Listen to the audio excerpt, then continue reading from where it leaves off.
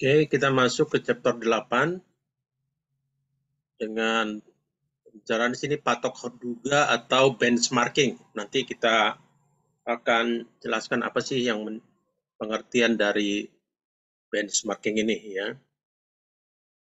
Oke, capaian pembelajaran diharapkan setelah mengikuti kelas ini mampu memahami tentang benchmarking atau patok duga ya. Di sini katakan bahwa perusahaan mengukur pencapaian kinerjanya dengan baik, khususnya agar mampu bersaing dalam industri. Ya, kita kadang-kadang perlu mengetahui posisi kita, kekuatan kita kan ada yang disebut dengan SWOT atau kekuatan atau kelebihan, terus kelemahan weakness, terus opportunity, terus threat-nya juga ya. Jadi perusahaan perlu tahu apa yang menjadi kelemahannya, apa yang menjadi keunggulannya. Biasanya itu dengan membandingkan juga dengan pesaing atau dengan perusahaan sejenis. Jadi ada istilah bagaimana kita melihat perusahaan dari luar ya, dari luar. Jadi kita melihat diri kita dari luar, bukan hanya kita melihat kita. Kalau biasanya kita kan melihat kita ya pemikiran bahwa kita lah yang terbaik gitu ya. Padahal belum tentu kita yang terbaik. Jadi justru kadang perlu kita melihat istilah out of the box ya, tidak seperti yang biasa, tapi melihat dari sisi yang lain seperti itu ya. Benchmarking adalah sebuah metode peningkatan kinerja secara sistematis dan logis melalui pengukuran dan perbandingan kinerja dan kemudian menggunakannya untuk meningkatkan kinerja ya. Kita perlu mengukur kinerja. Kinerja itu kemampuan seseorang menyelesaikan suatu pekerjaan dalam waktu atau periode tertentu ya. Kalau di kami biasanya di logistik itu, di forwarder itu caranya, umpamanya kalau bagian ekspor gitu, berapa shipment, ya, berapa pengapalan yang bisa dikerjakan satu orang dalam 1 bulan. Ya. Umpamanya si A mengerjakan 50 shipment sebulan, si B bisa 80 shipment, si C bisa mungkin 100 shipment gitu kan. Berarti yang mengerjakan banyak itu yang disebut dengan kinerja yang bagus. Ini kinerja yang bagus. Kalau dia bisa bekerja dengan bagus gitu ya, itu kinerjanya lebih tinggi dari yang lain. Yang kinerja yang terkenal itu seperti orang Jepang ya, terkenal kinerjanya tinggi karena mereka mengerjakannya terus-menerus gitu ya. Jadi itu dihitung itu. Jangan sampai seharusnya bisa dikerjakan 5 orang, ternyata mempergunakan atau memperkerjakan sampai 10 orang ya. Saya kadang-kadang perhatikan kebetulan kemarin itu di depan rumah saya ini ada apa namanya ya, depan rumah saya ini ada kayak membersihkan got gitu, membersihkan got, kemudian dibuat gorong-gorong, terus pekerjanya itu dari dinas apa ya, dari kecamatan atau dari mana gitu. Saya perhatikan yang kerja, ampun, kayak lelet gitu. Saya gemes ngelihatnya, saking leletnya gitu.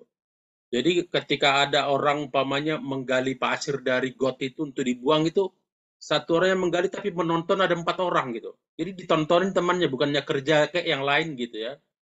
Hanya mengerjakan di depan rumah saya ini sampai berapa hari mereka gitu. Padahal ada, kalau nggak salah hampir 10 orang karena saya kasih mereka minum, saya kasih mereka ini. Cuma ngelihatnya saya gemes banget gitu, karena lelet banget. Ada yang tidur-tiduran karena memang pemerintah ya, pekerjaan pemerintah gitu. Beda banget dengan swasta, apalagi yang luar ya, yang asing itu beda banget kinerjanya orang itu beda banget. Kalau kita asing itu kan cepat, serba cepat. Terus kalau ada meeting harus on time, tidak boleh tidak on time. Saya masih ingat bos saya dulu orang Jepang, dia bilang gini, kalau ada orang datang terus terlambat gitu, terus ditanya kenapa macet katanya gitu. Emang kamu nggak tahu bahwa perusahaan ini dari dulu di sini dan jalan macet? Masa saya harus ajari kamu katanya gitu. Jadi kalau udah tahu macet, datang dong lebih cepat seperti itu ya. Jangan dengan alasan macet, alasan rumah jauh nggak bisa gitu. Terus pernah seorang komisarisnya ngomong gini karena waktu itu staf saya yang anak buah saya gitu masih baru, rumahnya kebetulan di daerah Taman Mini, terus kantor kami dulu di Wisma Nusantara yang di sebelahnya HI, Bundaran HI itu ya. Terus selalu telat, orang ini selalu telat. Terus saya bela dia, saya bilang, Bu, maaf Bu, dia telat karena memang jauh rumahnya. Di Taman Mini Bu, kita kan kantornya jauh. Terus ibu itu bilang, emang dia nggak tahu bahwa waktu melamar pertama kali itu bahwa kantor kita ini di Wisma Nusantara ini katanya. Apa dia nggak tahu? Seharusnya dia tahu dong, kalau tahu jauh, tahu macet harus datang lebih cepat agar tidak terlambat. Itu perusahaan Jepang ya. Masa perusahaan ini harus dipindahkan ke sebelah rumahnya agar tidak terlambat? Benar juga kan? Ya kita udah tahu kok pertama kali waktu kita melamar kerja di mana lokasi kantor gitu. Jadi tidak ada alasan. Nah, sama dengan kinerja ya. Nah, saya mau tanya nih, kira-kira kalau orang itu kerja lambat, kinerjanya nggak bagus, kira-kira kenapa? Ada yang bisa kasih itu nggak? Kira-kira kenapa? Kalau ada orang, entah mbak mula di rumah, entah siapalah, atau temanmu gitu, ngerjain sesuatu, orang lain udah sampai di mana, dia masih di belakang aja, belum selesai. Kira-kira kenapa?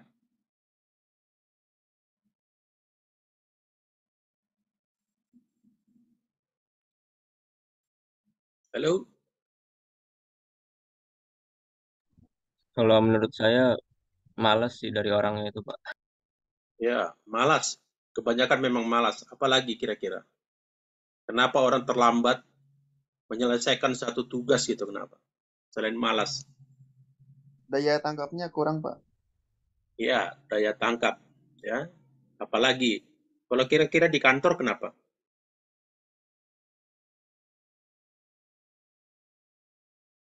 Sebenarnya banyak loh faktornya ya. Atau adikmu lah, kenapa terlambat gitu? Coba. Atau orang terlambat bangun itu kenapa orang terlambat bangun? Tadi udah pas Kesiangan kecapean kali Pak. kenapa Kecapean. Mustamin? Kesiangan. Iya, iya tahu kesiangan yang terlambat bangun itu kesiangan. Kenapa? Kecapean. Alas juga kan? Iya Pak. Ya. Kenapa orang umpamanya bisa terlambat? Satu mungkin juga tidak tahu gitu loh, ya.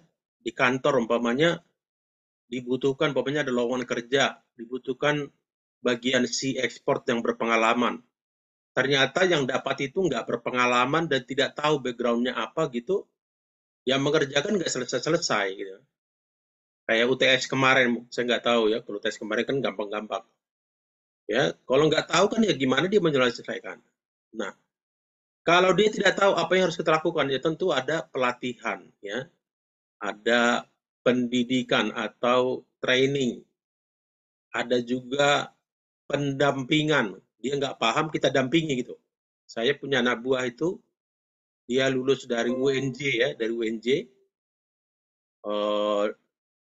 D3 UNJ, tapi jurusan logistik.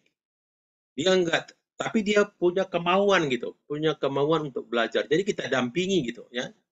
Apa yang dikerjakan, nah kerjakan dulu ini, terus kita suruh buat catatan, catat. Hari ini begini, umpamanya ada LCL kemarin itu dari Prancis gitu, catat. Karena besok jangan nanti ada segmen yang sama, nanya lagi gitu ya. Nggak nanya lagi gitu, karena udah dicatat. Karena hanya mengingat-ingat kan gampang lupa.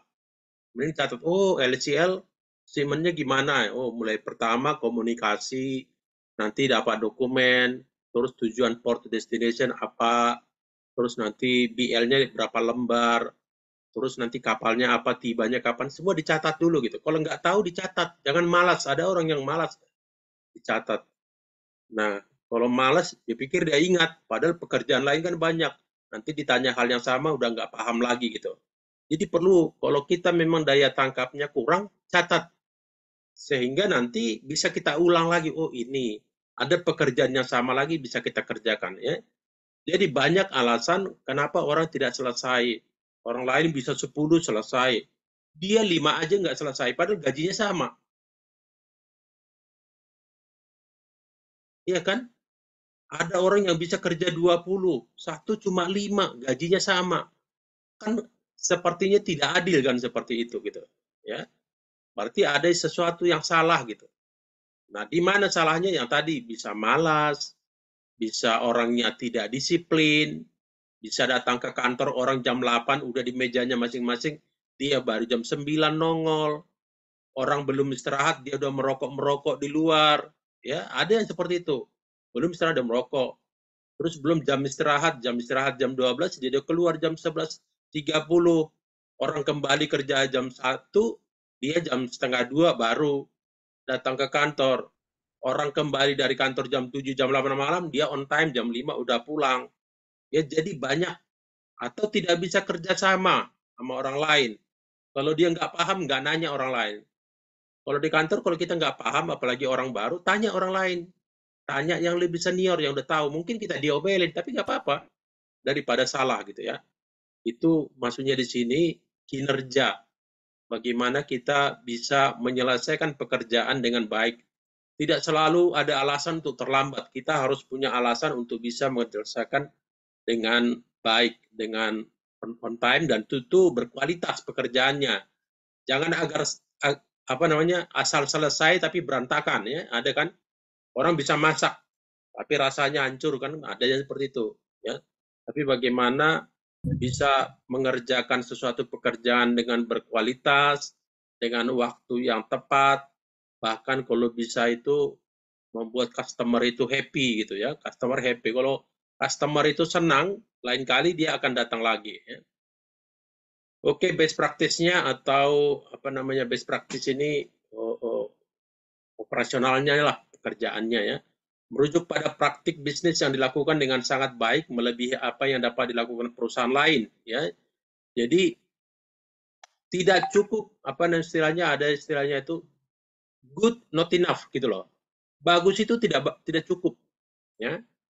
Hanya bagus, bekerja bagus enggak. Tapi must be the best gitu loh. Harus yang terbaik gitu.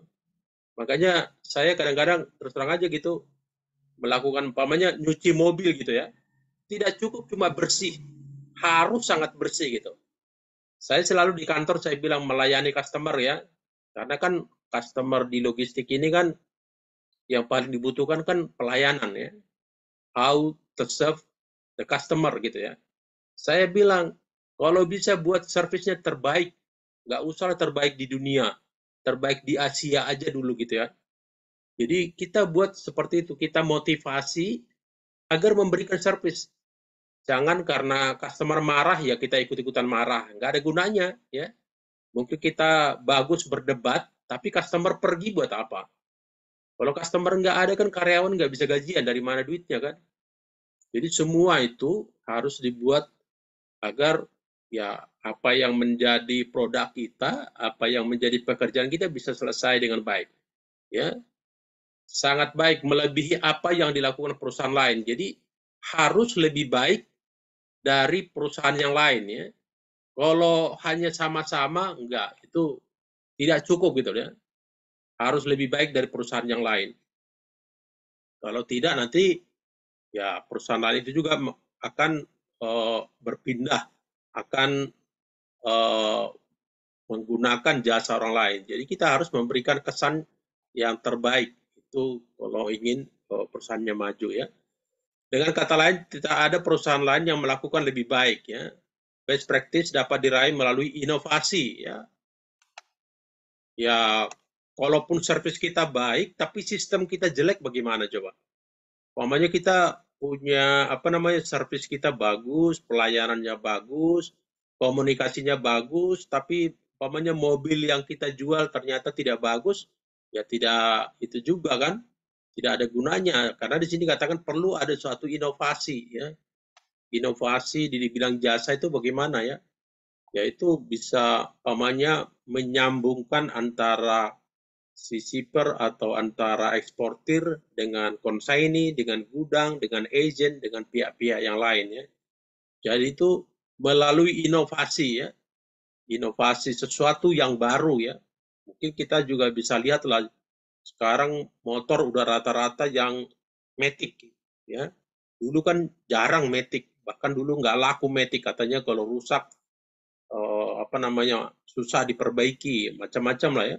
Sama mobil, tapi sekarang udah rata-rata Matic itu. Berarti kan sesuatu inovasi yang baru. Dulu televisi itu tebel, gede, tebel gitu.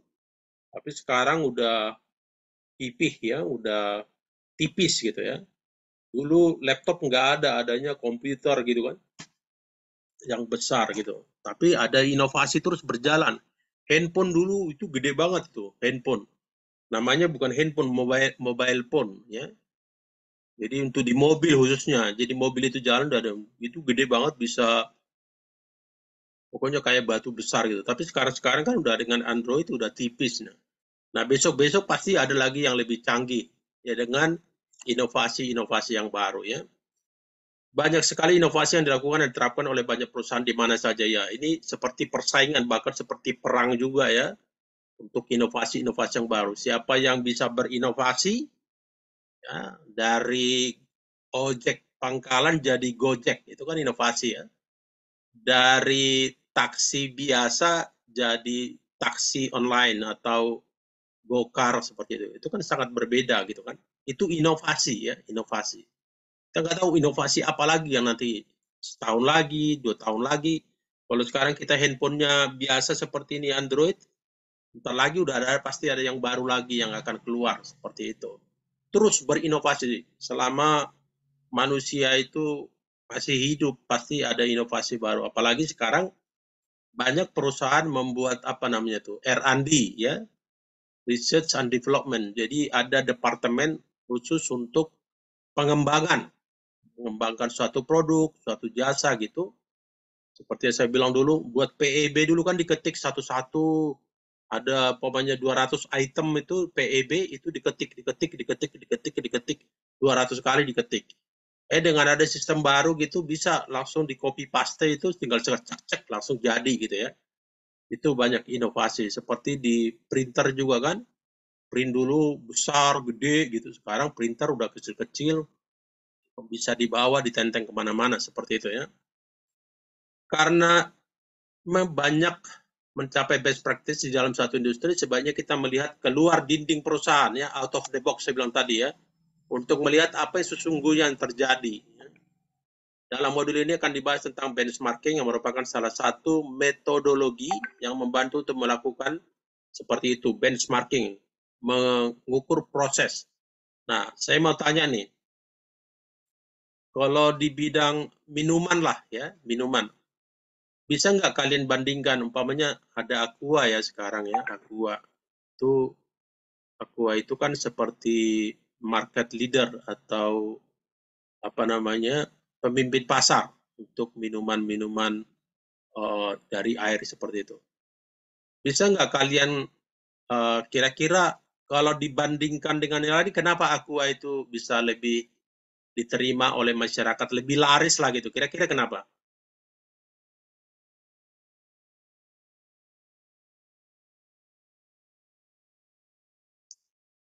Kira-kira kenapa? Sudah terpercaya Pak, sudah dari dulu. Ya, terpercaya. Nah, pertanyaannya kenapa bisa terpercaya? Sudah ada dari dulu Pak, jadi masih sustain. Tapi ada juga kan produk yang dari dulu juga nggak, ada juga yang tidak tetap bertahan kan? Seperti apa ya itu? Dulu ada Ades, masih ada sekarang Ades. Itu satu grup kalau nggak salah ya. Masih Pak, masih. Tapi kan tetap Aqua yang dipilih orang. Nah, kira-kira kenapa? Dari mananya gitu?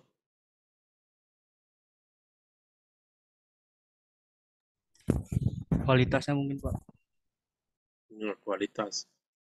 Sekarang ada apa? Le Minerale ya? Itu Iya, kayaknya Pak. sekarang udah mulai masuk ke pasar juga ya. Sebenarnya banyak ya, Aqua itu satu memang udah dari dulu udah ada. Jadi orang udah terpatri orangnya, mau beli Ades juga dibilang Aqua. Sama beli Sarimi dibilang Indomie ya. Mau beli pencuci baju semua dibilang Rinso, padahal belum tentu Rinso kan, seperti itu. Itu satu. Kemudian rasanya juga ya. Terus kemasannya juga. Terus iklannya tentu banyak ya, iklannya banyak. Tapi bisa aja ada iklan, tapi kalau rasanya nggak enak. Kalau soal harga saya pikir Aqua termasuk yang mahal juga. Nah, itu kan terus dia berinovasi. Kalau dibandingkan botol Aqua sekarang dengan botol zaman dulu itu beda gitu, bentuknya aja beda gitu. Semakin dibuat yang menarik, efisien ya. Kan botol-botol Aqua galon itu juga tidak sama yang awal dengan yang sekarang ini ya. Jadi terus dan yang sekarang yang kita beli sekarang itu nanti besok-besok juga bisa berubah modelnya seperti apa gitu ya. Karena tadi berinovasi, tujuan inovasi bukan hanya keren-keren aja, tapi bagaimana itu lebih efektif dipegang oleh customer gitu kan. Kan kalau dulu cuma bulat biasa nih, ini sekarang kadang-kadang ada yang punya seperti pinggang gitu ya. Pinggangnya botol itu sehingga ketika kita pegang itu atau kita buka itu lebih mudah ya. Dan kalau yang biasa minum Aqua, dia tahu dia minum Aqua atau bukan Aqua, rasanya juga berbeda gitu ya. Bisa dibedakan gitu. Nah, itu. Jadi ada diferensiasi, ada sesuatu yang berbeda dari yang umum ya, yang umum. Kalau yang jelaskan taksi online dengan yang tidak online itu perbedaannya kalau taksi yang dulu kita harus lihat dulu itu tadi jalan, tadi mana gitu, baru kita panggil ke rumah. Kalau sekarang kan dengan teknologi, dengan Gojek itu tinggal pencet aja 2-3 menit lagi sudah nongol. Demikian juga dengan pembelian secara online ya, e-commerce ya. Kalau kita harus ke Tanah Abang ya, membelinya tentu butuh waktu, butuh tenaga, terus di sana berhempit-hempitan.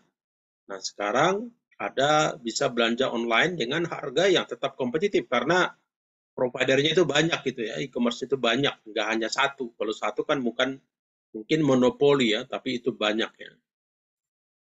Oke, dalam modul ini dibahas tentang benchmarking yang merupakan salah satu metodologi. Oke, udah ini.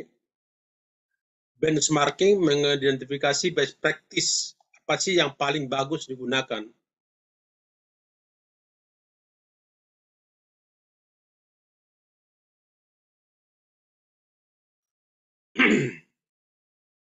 Namun benchmarking itu bukanlah suatu pekerjaan yang mudah dilakukan ya. Merubah sesuatu kan tidak mudah ya. Merubah selera orang, merubah gaya orang itu nggak mudah ya. Caranya gitu. Sama. Bagaimana umpamanya mengubah, kayak sekarang tadi saya bilang di depan rumah saya ada pekerjaan pekerjaan got gitu, orang itu malas-malasan ngelihatnya sehingga kita nggak berani komen juga gitu karena kita pikir nanti tersinggung kan. Nah, untuk mengubah itu kan susah, tidak mudah ya mengubah itu karena biasanya orang itu as usual seperti biasanya ya, dan itu susah dirubah ya. Oke, apa sih benchmarking ini? Menurut Dr. Randus Peter Salim ya, benchmarking ini atau patok diduga maksudnya sebuah perusahaan akan mematok perusahaan lain yang mereka anggap sebagai pesaing terberat bila dibandingkan menduga perusahaan mereka berada pada posisi tinggi apa ya. Jadi ada ada yang menjadi patokan ya, patokan perusahaan lain sebagai perbandingan ya. Perbandingan. Umpamanya dalam hal di logistik itu orang selalu melihat umpamanya DHL kan termasuk salah satu perusahaan yang sangat besar ya. Bagaimana DHL gitu ya, itu menjadi patokan gitu. Ya mungkin tidak bisa melewatinya, tapi paling tidak mendekati tentu yang tadi ada inovasi, ada pekerjaannya atau ada kinerjanya yang lebih tinggi ya. Kemudian di sini katakan benchmarking atau patok duga merupakan suatu proses belajar secara sistematika dan terus menerus ya, tidak tidak cepat tapi terus menerus ya. Sama kalau kita dulu naik motor kan dulunya nggak pakai helm ya, dulu nggak pakai helm ya, tapi karena ada peraturan orang pada pakai helm ya. Itu juga membutuhkan waktu sampai ada yang ditangkap, ada yang ditilang. Tapi sampai sekarang juga ada juga yang bandel nggak pakai helm gitu ya. Nah itu kan membutuhkan waktu yang lama untuk mengubah kebiasaan kepada sesuatu yang baru. Perusahaan juga seperti itu ya, tidak mudah gitu. Itu kadang-kadang perlunya kalau pagi-pagi sebelum kerja ada briefing ya, ada briefing gitu dikasih sama entah leader entah manajernya untuk memberikan semangat, untuk memberikan petunjuk, untuk mengikuti SOP gitu ya, agar tidak melenceng. Tujuannya itu agar tadi bisa bersaing dengan yang lebih besar ya. Oke. Tujuan utama dari benchmarking ya, apa yang menjadi tujuan utama? Tujuan utama Patok Duga adalah untuk menemukan kunci atau rahasia sukses yang kemudian mengadaptasi dan memperbaikinya dan diterapkan pada perusahaan yang melaksanakan Patok Duga tersebut ya. Jadi kita perlu melihat kesuksesan yang lain agar itu ya paling tidak kita bisa tiru ya. Bukan hanya tiru, tapi kalau bisa malah melewatinya gitu. Karena tadi saya bilang, good not enough gitu loh. Baik itu tidak cukup ya. Nilai C itu nggak cukup. Ya. Must be better, paling tidak B atau A gitu. Kalau B standar itu nggak cukup. Ketika kita melamar pekerjaan di perusahaan nanti dilihat itu yang IP-nya yang bagus-bagus gitu. IP dilihat, terus dilihat juga background dia lulus dari mana gitu kan. Tentu beda lah lulus dari UI, dari UGM, terus dari Setiami, kan beda tuh, dari Trisakti kan beda pasti.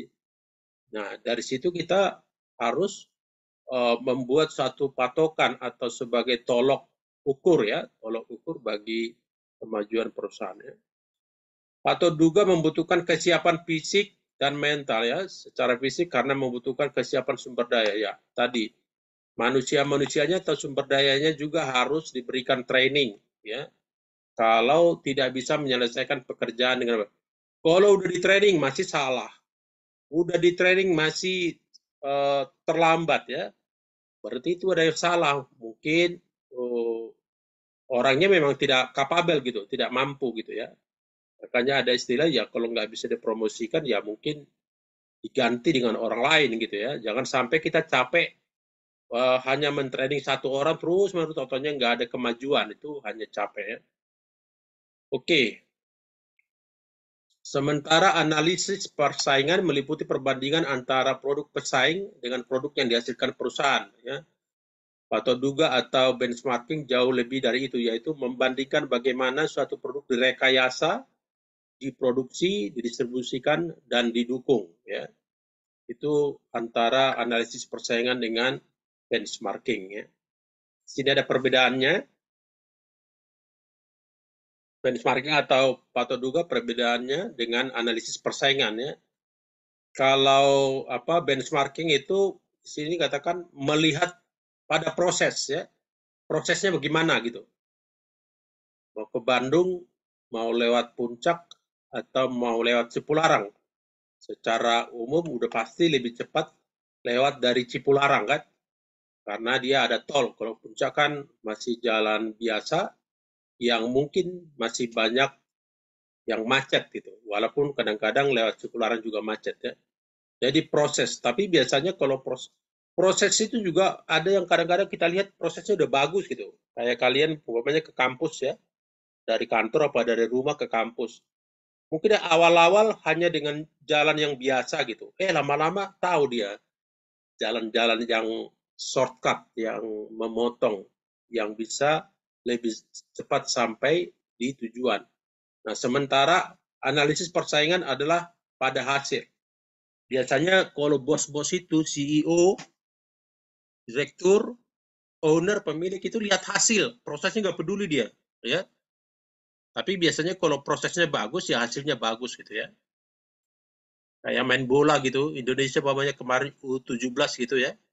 Walaupun prosesnya bagus, main bolanya bagus, tapi kalau nggak ada gol, nggak ada artinya gitu loh. Ya. Jadi yang perlu kalau sepak bola seperti itu, ya kalau bisa prosesnya bagus, hasilnya bagus. Jangan hanya main bolanya bagus tapi nggak pernah buat gol gitu ya. Karena dulu ada juga permainan Itali terkenal itu sistem apa namanya itu, kick and rush ya atau apalah pokoknya sistem bertahan gitu ya.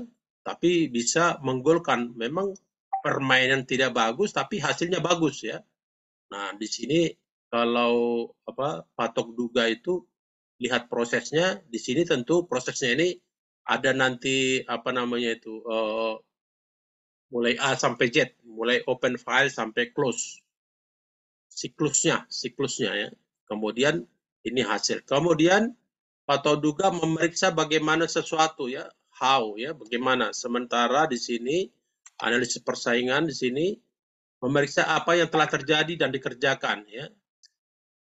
Hampir sama dengan yang di atasnya ini untuk hasil gitu ya. Memeriksa apa yang telah terjadi dan yang dikerjakan ya. Jadi diperhatikan untuk mendapatkan hasil yang maksimal ya. Kemudian ini patok duga membandingkan dengan industri lainnya, comparison, istilahnya comparison. Ya, kalau kita cari pasangan kan kita kadang-kadang membandingkan juga kan pacar kita dengan pacar orang ya. Ya dong, jangan masa nggak dibandingkan. Walaupun ada lagu Jawa, ojo dibanding-bandingke, tetap aja kita membandingkan ya. Baik enggak? Jangan sampai kita memilih yang salah seperti itu ya. Udah baik, ya bagaimana masa depannya, kan seperti itu juga menjadi pemikiran juga ya yang mencari pasangan. Jadi sini membandingkan dengan industri lain ya. Sementara persaingan perbandingan di dalam industri maksudnya, kalau industri lain dari logistik ya tentu bisa seperti pabrik ya, seperti proyek, tapi kalau di dalam industri yang sama analisis persaingan ini yaitu ya dari logistik dengan logistik. Jadi bukan dengan industri lain tapi sesama atau yang bergerak di bidang yang sama. Kemudian patok duga yang keempat ini penelitian membagi hasil untuk manfaat bersama ya. Untuk manfaat bersama. Sementara di sini penelitian tanpa membagi hasil. Ya, itu perbedaannya antara patok duga dengan analisis persaingan. Kemudian yang tadi karena proses ini bisa tidak kompetitif ya. Kadang-kadang ada yang tidak kompetitif karena mungkin prosesnya terlalu panjang ya. Tapi kalau analisis persaingan pasti selalu kompetitif, bisa bersaing dengan karena tadi udah dianalisis persaingan ya. Kemudian di patok duga itu membagi informasi, sementara di sini secret ya, rahasia ya. Tidak dipublish, tapi rahasia ya. Kemudian yang ketujuh tadi ini kemitraan ya, kemitraan. Sementara di sini tersendiri ya. Yang ketujuh analisis persaingan itu tersendiri, maksudnya di sini independen dia ya. Tidak, kalau di sini kan kemitraan. Sebenarnya ini juga bagus kemitraan ini. Punya link yang luas. Kemudian kerjasama interindependen ya, kerjasama. Kalau ini tadi independen, mandiri ya, mandiri. Oke, selanjutnya dipergunakan untuk mencapai tujuan ya, tujuannya untuk perbaikan. Itu yang ke-9 ya.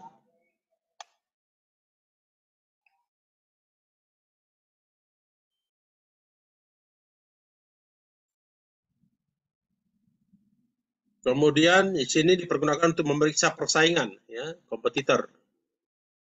Ada kompetitor, jadi dilihat juga dari segi kompetitornya bagaimana gitu. Kemudian yang ke-10 tujuan berupa pengetahuan proses ya.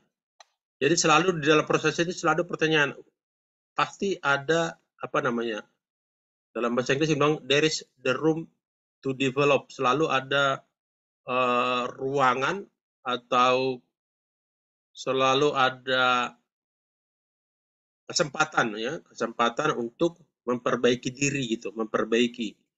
Umpamanya kalau tadi hanya dikerjakan 10 file dalam sebulan, pasti kalau dilatih dia mungkin bisa jadi 20 file, bahkan terus-menerus menjadi ahli kan. Kan keahlian itu adalah pekerjaan yang diulang-ulang ya. Main bola itu kalau nggak pernah latihan nggak bisa main bola ya. Kita juga ya, kita main volley, entah memasak atau ngapain itu pasti karena ada pengulangan ya, diulangi jadi ahli ya. Fokus pada kebutuhan pelanggan ya. Ini fokusnya kepada pelanggan. The customer is king, the emperor, the customer is the emperor. Fokus pada kebutuhan perusahaan ya. Jadi biasanya kalau kita fokus kepada kebutuhan pelanggan, ya itu menjadi apa namanya, menjadi barang kita menjadi laku lah gitu, karena kita fokus kepada pelanggan, apa yang diinginkan pelanggan itu yang menjadi. Kalau ini apanya yang diinginkan perusahaan, berarti ini dari segi laba ya, segi laba. Makanya kadang-kadang ada barang yang jenisnya sama, ya harganya bisa beda-beda gitu kan. Berarti itu fokusnya kepada kebutuhan perusahaan. Dia pengen untungnya lebih besar, ya, bukan fokus kepada pelanggan. Karena kalau zaman sekarang pasti customer juga tahu, ya, bisa komparasi harga satu dengan yang lain, apalagi dengan adanya Google gitu ya. Oke, ada pertanyaan kah?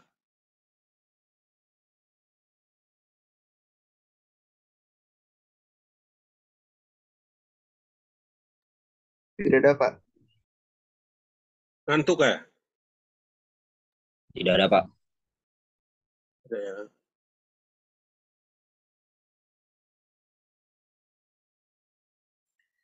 Oke, kita lanjut.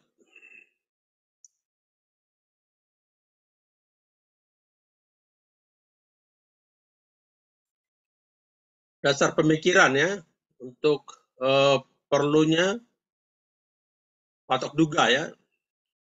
Di sini banyak ditentukan oleh faktor kepuasan pelanggan ya.